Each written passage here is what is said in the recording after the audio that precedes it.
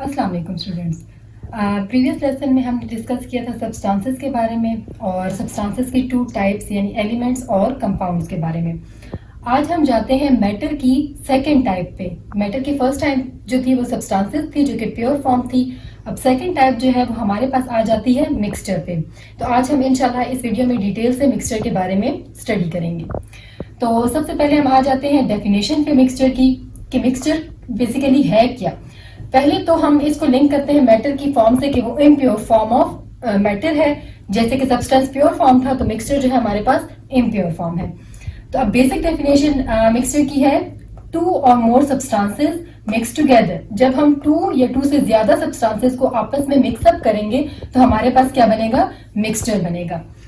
लेकिन अब वो मिक्सचर हमारे पास किस तरह की कॉम्बिनेशन से बनेगा, फिजिकली कॉम्बिनेशन से बनेगा या केमिकली कॉम्बिनेशन से बनेगा। तो जब टू या टू से ज्यादा सब्सटेंसेस आपस में फिजिकली कंबाइन होंगे तो क्या होगा, मिक्सचर का कंपोजिशन फॉर्म में आएगा।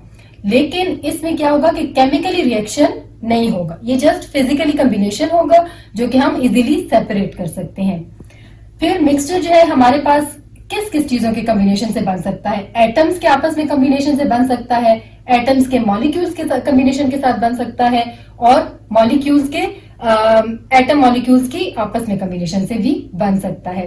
यहाँ पे हमारे पास 3 कंडीशंस हैं जिसके थ्रू मिक्सचर की कॉम्बिनेशन होती है। फॉर एग्जांपल एटम के कंबाइन होने से जो है वो मिक्सचर बनेगा, एटम के मॉलिक्यूल के साथ कंबाइन होने से मिक्सचर बनेगा, molecule of element plus molecule of compound की कॉम्बिनेशन से भी हमारे पास मिक्सचर जो है वो बनता है। मिक्सचर की कैरेक्टरिस्टिक्स पे मतलब क्या क्या प्रॉपर्टीज जो है वो मिक्सचर पोजेस करेगा।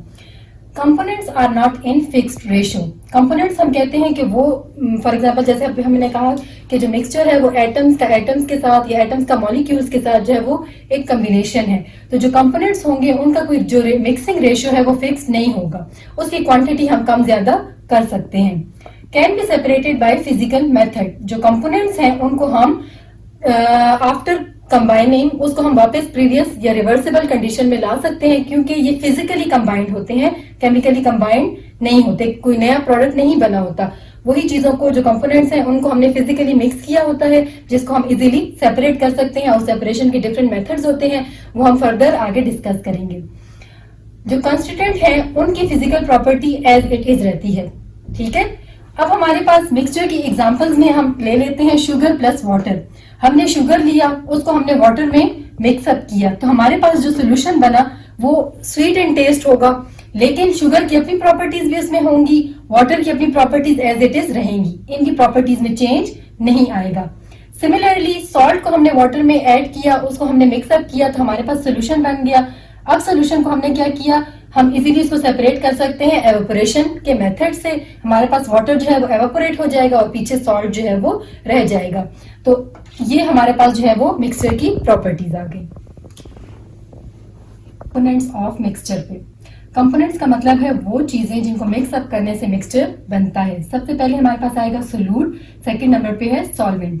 सोल्यूट कहते हैं उस चीज को जो हम ऐड करते हैं, जो ऐड करने वाला कंपोनेंट होगा वो हमारे पास होगा सोल्यूट, और जिस चीज में हम सोल्यूट को ऐड करते हैं वो हमारे पास क्या होगा, सॉल्वेंट। सॉल्वेंट हमेशा हाई क्वांटिटी में होता है और सोल्यूट जो है वो हमारे पास लिटिल क्वांटिटी में होता है। जैसे अगर हम देखें शुगर का हम वाटर के साथ मिक्सचर बनाते हैं, शुगर सोल्यूशन हमारे पास बनेगा। शुगर हमारे पास जो है वो कम क्वांटिटी में होगा और वाटर हमारे पास जिसमें हम शुगर को डिसॉल्व करेंगे वो ज्यादा क्वांटिटी में होगा। तो ये हमारे पास क्या है, वाटर सॉल्वेंट आ जाएगा और शुगर हमारे पास सोल्यूट आ जाएगा। अच्छा स्टूडेंट्स, आगे मूव करने से पहले मैं आपको एक बात बताती जाऊं कि यहाँ पे जो मैं पॉइंट्स की फॉर्म में लिख रही हूँ, हर जो एक पैराग्राफ है उसको आप हेडिंग्स की फॉर्म में जब बोर्ड एग्जामिनेशन में लिखते हैं तो जो एग्जामिनर होता है, जो चेक करने वाला होता है, तो जब उसको आपका एक रैंडम पैराग्राफ लिखा हुआ वो और एक पैराग्राफ जिसको आप हेडिंग्स की फॉर्म में लिखते हैं, तो उन दोनों में जब वो कंपैरिजन करता है तो ऑब्वियसली वो उस पैराग्राफ को ज्यादा प्रेफरेंस देगा जो इस तरह ऑर्गेनाइज्ड फॉर्म में होगा। तो इससे ये होगा कि आपको एग्जाम्स में एक तो इस तरह याद करने से आपको चीजें लॉन्ग टर्म याद रहती हैं, और सेकंड आप जब इस फॉर्म में पेपर को सॉल्व करते हैं तो वो आपको मार्क्स अच्छे मिलने के चांसेस ज्यादा होते हैं। बहुत स्टूडेंट्स कहते हैं कि हमने जो है वो बहुत सारा मटेरियल लिखा था लेकिन हमें हमारे डिजायर्ड मार्क्स नहीं आए, तो उसके पीछे मेरे ख्याल में रीजन मेन यही होता है कि आपने मटेरियल तो सारा लिखा है लेकिन वो इतना आपने रैंडम फॉर्म में लिखा होता है कि वो जो एग्जामिनर होता है उसको आपकी बात उतनी क्लियर समझ नहीं आती जितनी आप अगर इसको हम एक एक पॉइंट को विद हेडिंग्स करते हैं तो हमें क्लियर हो जाता है कि हेडिंग में हमने ये चीज डिस्कस की है, इस हेडिंग में ये चीज डिस्कस की गई है, तो उस तरह आपके जो है वो मार्क्स अच्छे आने के चांसेस ज्यादा होते हैं। फिर एक वीडियो इंशाल्लाह हम नेक्स्ट पेपर सॉल्विंग मेथड पे भी करेंगे, तो बाकी जो आपको टिप्स एंड ट्रिक्स हैं वो इंशाल्लाह हम उसमें डिस्कस करेंगे। अभी हम आगे मूव करते हैं टाइप्स ऑफ मिक्सचर पे। हमारे पास 2 टाइप्स है मिक्सचर के, एक है homogeneous mixture, second one is heterogeneous mixture. Homogeneous mixture में ये होता है कि जो कंपोनेंट्स होते हैं वो जब डिसॉल्व हो जाते हैं तो आपके पास यूनिफॉर्म कंपोजिशन आ जाती है सॉल्यूशन की, मतलब वो प्रॉपर डिसॉल्व फॉर्म में होता है और थ्रू आउट आपके पास सेम कंपोजिशन होगी, उसमें कोई पार्टिकल्स आपको नजर नहीं आ रहे होंगे, दोनों जो सॉल्वेंट सोल्यूट है वो आपस में फिजिकली प्रॉपर तरीके से मिक्स हो गए होंगे। जैसे हम पहले भी एग्जांपल ले चुके हैं सोडियम क्लोराइड की। सोडियम क्लोराइड जो है वो टेबल सॉल्ट है, उसको जब हम डिसॉल्व करते हैं वाटर में तो जो सोल्यूशन हमारे पास बनेगा वो थ्रू आउट यूनिफॉर्म होगा और उसमें आपको कोई पार्टिकल्स अलग नजर नहीं आएंगे, प्रॉपर यूनिफॉर्म कंपोजिशन होगी through out the solution. Heterogeneous solution, इसमें क्या होगा कि जो कंपोजिशन है वो थ्रू आउट सेम नहीं रहेगी, कंपोनेंट्स जो है वो मिक्सचर के हमें क्लियरली नजर आएंगे। फॉर एग्जाम्पल जब हम सैंड को वाटर में डिसॉल्व करने की कोशिश करते हैं तो सैंड पार्टिकल्स जो है वो आपके पास सस्पेंडेड फॉर्म में प्रेजेंट होंगे, वो वाटर में प्रॉपरली सॉल्युबल नहीं है, वो डिसॉल्व नहीं होंगे, तो हमारे पास जो इस तरह का मिक्सचर आएगा वो हमारे पास क्या होगा, हेट्रोजीनियस। हेट्रो का मतलब होता है कि डिफरेंट, होमो means same, hetero means different. यहाँ पे कंपोनेंट्स आपको यूनिफॉर्म उनकी कंपोजिशन नहीं होगी और कंपोनेंट्स आपको नजर आएंगे। अब हम एग्जांपल्स पे आ जाते हैं जिससे आपको मिक्सचर और कंपाउंड की जो डिफरेंस है वो क्लियर हो जाएगा। फॉर एग्जाम्पल यहाँ पे हमारे पास आयरन फिलिंग्स हैं और सल्फर है, इनको हमने आयरन फिलिंग्स थी और सल्फर का हमारे पास पाउडर था, इनको हमने फिजिकली मिक्स कर लिया, तो ये मिक्सचर हम इजीली सेपरेट कर सकते हैं मैग्नेट के थ्रू, क्योंकि ये फिजिकल कंबाइंड थे तो फिजिकल कॉम्बिनेशन जो है वो हमारे पास रिवर्स हो सकती है। हमने जब मैग्नेट हम इस मिक्सचर की तरफ लेके गए तो ये जो आयरन फिलिंग्स थी वो मैग्नेट की तरफ अट्रैक्ट हो गई, सारी आयरन फिलिंग्स जो है वो मैग्नेट के कॉर्नर पे टच हो गई, जो सल्फर था वो आपके पास नीचे रह गया, तो ये हमारे पास सेपरेशन हो गई, फिजिकल कॉम्बिनेशन था तो इजीली सेपरेट हो गया। अब हम अगर आयरन फिलिंग्स को लें और साथ में सल्फर को स्ट्रांगली हीट करेंगे तो ये क्या होगा, ये अब फिजिकल कॉम्बिनेशन नहीं होगा, यहाँ पे ये आपस में केमिकली कंबाइन होंगे और एक नया प्रोडक्ट हमारे पास आएगा आयरन सल्फाइड की फॉर्म में। अब आयरन सल्फाइड की जो प्रॉपर्टीज हैं वो इससे आयरन से भी डिफरेंट होंगी और सल्फर से भी डिफरेंट होंगी, जबकि यहाँ पे जो था प्रॉपर्टीज इनकी एज इट इज रही। जब हमने सेपरेशन की वापस मैग्नेट के थ्रू जो है वो आयरन हमने सेपरेट कर लिया, लेकिन यहाँ पे आपके पास सेपरेशन नहीं होगी, किसी भी मेथड से नहीं होगी, क्यों, क्योंकि आपके पास केमिकली रिएक्शन हुआ और आपके पास एक नया कंपाउंड जो है वो बन गया। मिक्सचर और कंपाउंड के बारे में, मतलब कंपाउंड और मिक्सचर में क्या क्या डिफरेंशिएशन है।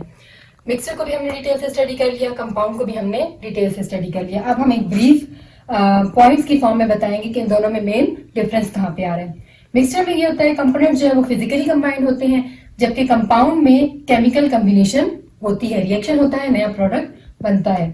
मिक्सचर में आपके पास जो कंस्टिट्यूएंट्स हैं उनकी प्रॉपर्टीज जो है वो एज इट इज रहती हैं, कॉम्बिनेशन से उनकी प्रॉपर्टीज पे असर नहीं पड़ता, जबकि कंपाउंड में जो नया प्रोडक्ट बनता है उसकी जिन चीजों से वो प्रोडक्ट बना होता है उससे प्रॉपर्टीज डिफरेंट होती हैं।